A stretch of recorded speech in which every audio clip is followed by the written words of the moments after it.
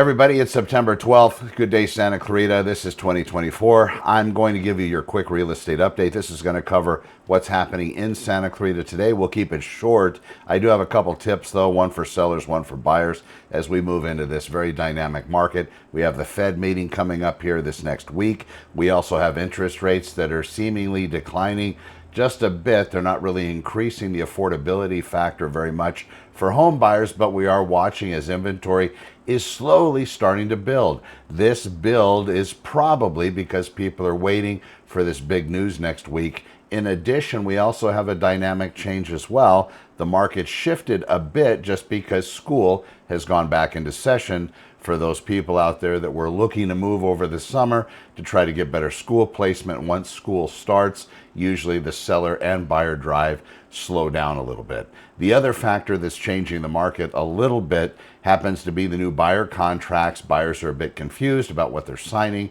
because before, when they look at any listing that they desired, they didn't have to actually get into a contract with somebody to show them the house. Well, you can imagine liability reasons and other things, and of course the settlement of the recent lawsuit with the National Association of Realtors has mandated that everybody now fills out and signs a document that talks about who's getting paid, how they're getting paid, how many properties you're going to be shown, what property types, and so on. So when you're looking through these contracts, just make sure that you understand the gravity of it, the length of time, and if there are questions about the contract as a buyer, send an email to that agent that gave you the contract. If you have any questions, follow it up in writing. People use a lot of text messages, and that's great. It's much easier when you're asked to, in front of God, the law, and the court, and all of those people, to show some kind of verification of communication, to make the record clear. It's much easier to access an email and that particular system than text messages. However, as long as it's in writing, it's probably going to hold, but it's, of course, everything's up to interpretation, but also follow up. You sellers, that's going to be your same tip for today as well. Please make sure that whatever your agent is having you sign, whether it's something about how they're going to list your house, a lot of people seem to be falling into some interesting situations that involve companies that say they're going to sell your house easily. They're going to do it without any issue.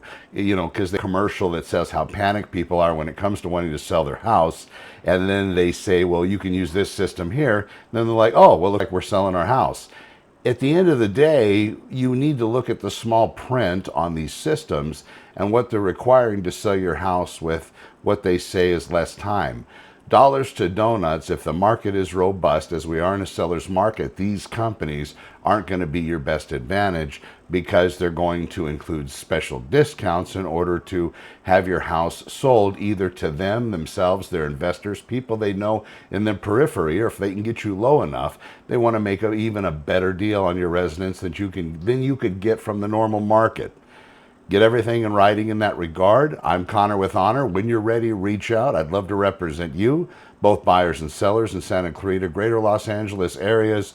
I have a car so I can get to where you are. Be well. Get your real estate won, ladies and gentlemen. I'm Connor with Honor. Over and out. I want to talk about the challenge. You want to torch off some body fat? What better way to do it? Show your daily activity, whether you're up, whether you're down. You can see that the scale, while it might be important overall, it's damaging if you really look at it every single day, multiple times per day, expecting a particular result.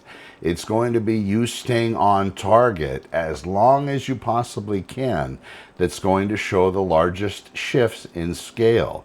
From yesterday to today, I went into a 10-pound surplus just seemingly overnight. But truth be told, yesterday I had a refeed after a fast, so I've replenished and I'm holding a lot more water than normal. Fat, probably not, because I kept around my typical caloric requirement for the day, about 2,800 calories.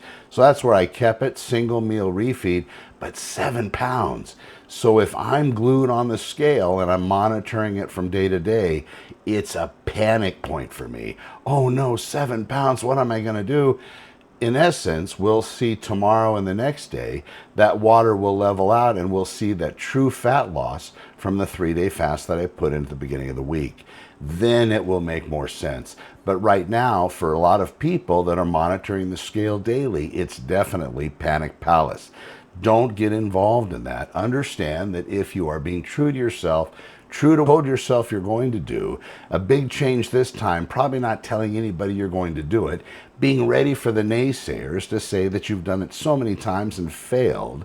Look at this as practice, ladies and gentlemen, and move into that next step and just enjoy the ride. Understand, once you start to get on your path and you start to do it less and less times, you're going to be making mistakes. Less and less times you're going to be completely upset, damaged to a point where you're going to give it all up and just go on to some kind of a bender. Don't do it. I'm Connor with Honor. Thanks for watching. Be well. We'll see you on the next one. The scale's important, but give it its due weight. You're a biological entity.